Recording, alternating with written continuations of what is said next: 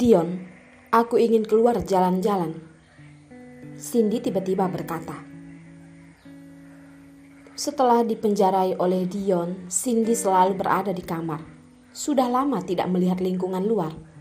Sekarang dia seperti seekor burung yang dikurung di dalam kandang. Tidak kekurangan apapun, hanya kehilangan kebebasan. Dion yang mendengar nada suaranya yang kasihan pun melihat matanya dan terpikir memang sudah lama dia tidak keluar jalan-jalan. Seseorang jika sudah lama sendiri pasti akan merasa bosan. Apalagi belakangan ini kota Rau begitu kacau hingga membuatnya begitu sibuk dan melupakan perasaan Cindy. Besok kita pergi jalan-jalan ya. Dion mengelus kepala Cindy dengan lembut berkata pada Cindy. Dengar-dengar biasanya orang pacaran akan pergi makan dan nonton bioskop. Namun mereka sepertinya tidak pernah melakukan ini. Sangat disesalkan. Kita? Cindy mengerutkan dahi seketika. Sebenarnya sekarang dia tidak ingin bersama dengan Dion. Karena dia belum berpikir bagaimana menghadapinya. Ada apa? Dion sedang meletakkan mangkuk di meja. Jadi tidak melihat ekspresi Cindy.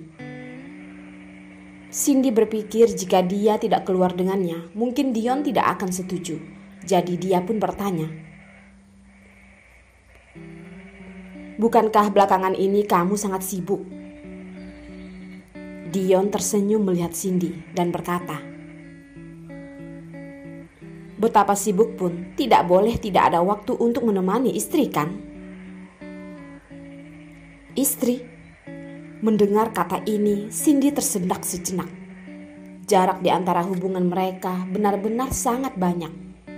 Bisakah mereka bersama? Aku pergi mandi dulu, biar bisa cepat tidur. Kamu juga tidurlah. Cindy bangkit dan berjalan ke toilet. Nada bicaranya seperti tidak ingin Dion bertanya lagi. Dion mengerutkan kening. Apakah maksud Cindy bahwa mereka tidak boleh tidur bersama? Ingin dia pergi tidur ke tempat lain? Perasaannya pun tidak enak. Namun memikirkan sekarang Cindy sedang hamil, harus menjaga kesehatan, dan dia sendiri yang harus menahan nafsu. Dia pun tidak mengatakan apapun dan pergi ke kamar lain. Kekacauan di kota Rau pun segera musnah. Dan kekacauan keluarga Chu di kota Sanggit barulah dimulai. Tuan Hendra, silahkan masuk ke mobil. Pagi-pagi sudah ada orang yang menjemput Hendra ke rumah keluarga Chu. Hendra melihat wajah yang tidak dia kenal. Dengan sangat heran, di mana orang yang bertanggung jawab sebagai penghubung dia dengan keluarga Chu. Mobil orang yang tidak dia kenal, dia tidak berani untuk masuk. Hendra melihat mereka dan berhenti sejenak. Aku lupa membawa sesuatu. Tunggu aku sebentar. Mereka merasa ada yang aneh dan menghalangi Hendra. Nada bicara sangat tegas. Di rumah keluarga Chu, semua barang ada. Waktu sudah dekat. Mohon tuan untuk naik ke mobil. Kalau tidak, kami sulit untuk melaporkan pada atasan. Mata Hendra pun mengecil dan berkata, apakah ini cara kalian berbicara denganku? Tidak dipungkiri, bagaimanapun Hendra sudah lama bergelut di bidang ini. Asalkan nada suara sedikit lebih cepat, maka akan lebih mengejutkan orang. Mereka saling menatap sejenak. Kelihatannya terkejut dengan nada bicaranya. Namun memikirkan tugas, dia pun bersikeras berkata, mohon Tuan Chu jangan mempersulit kami. Hendra mendesah. Aku tidak mempersulit kalian. Jelas-jelas kalian yang mempersulitku. Sambil berkata, dia pun dengan cepat meminggirkan tangan yang menghalanginya. Dia pun menghindar ke tempat yang aman dan dengan hati-hati melihat mereka berdua. Mereka pun saling memandang. Dengan jelas mereka tidak tahu harus bagaimana. "Tuan, kami adalah orang suruhan Nyonya. Mohon kamu jangan mempersulit kami." "Aku pergi sendiri ke rumah keluarga Chu." Hendra tidak merubah pemikirannya. "Dan pulang beritahu wanita itu, dia sudah membuangku begitu lama. Aku juga tidak ingin mengatakan apapun padanya. Rapat grup Chu, aku tidak ada hubungan apapun dengannya." Jika tidak membenci ibunya, itu adalah hal yang mustahil. Dia tidak mengerti mengapa seorang ibu bisa begitu kejam. Membiarkannya dipukul oleh orang dari kota Rao. Membiarkannya berjuang sendiri. Mengapa dia memiliki ibu seperti itu? Mereka tahu bahwa sekarang tidak bisa membawa Hendra dan tahu apa yang dia alami di kota Sanggit. Jadi tidak heran jika dia tidak mempercayai mereka. "Kalau begitu, mohon sebelum Anda pergi rapat, Anda temui Nyonya dulu." Sikap mereka pun melembut. "Tidak perlu. Sekarang tujuanku sangat jelas dan juga tidak perlu kasih sayang buatan dari seorang ibu.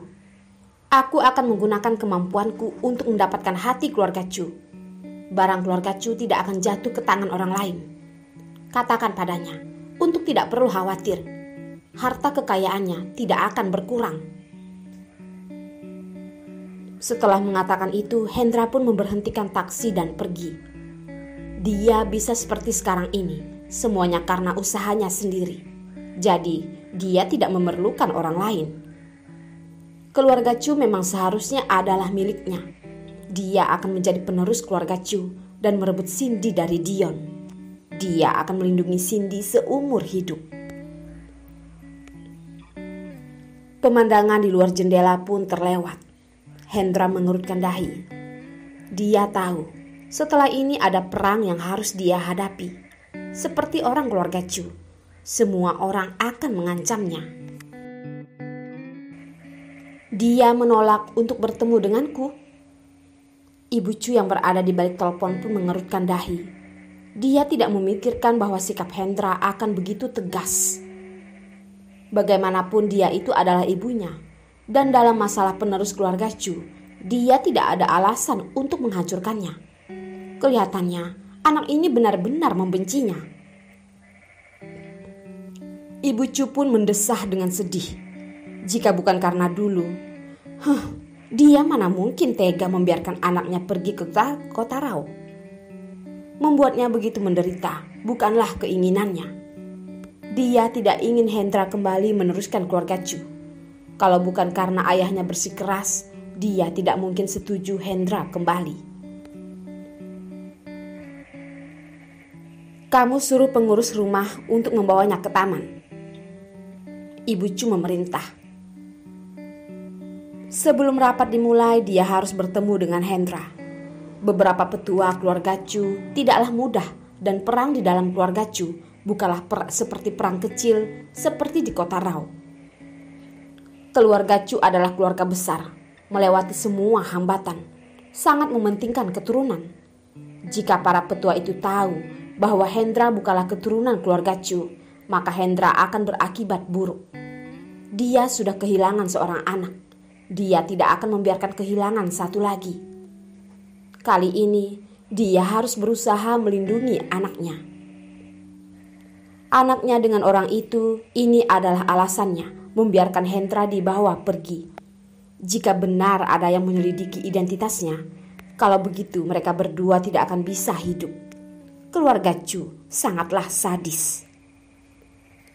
Dan sekarang Hendra tidak tahu jika dia bukanlah keturunan keluarga Chu. Jika keluarga Chu ingin mengecek DNA dan dia tidak bersiap-siap dulu, maka akibatnya akan fatal. Peperangan keluarga Chu barulah dimulai.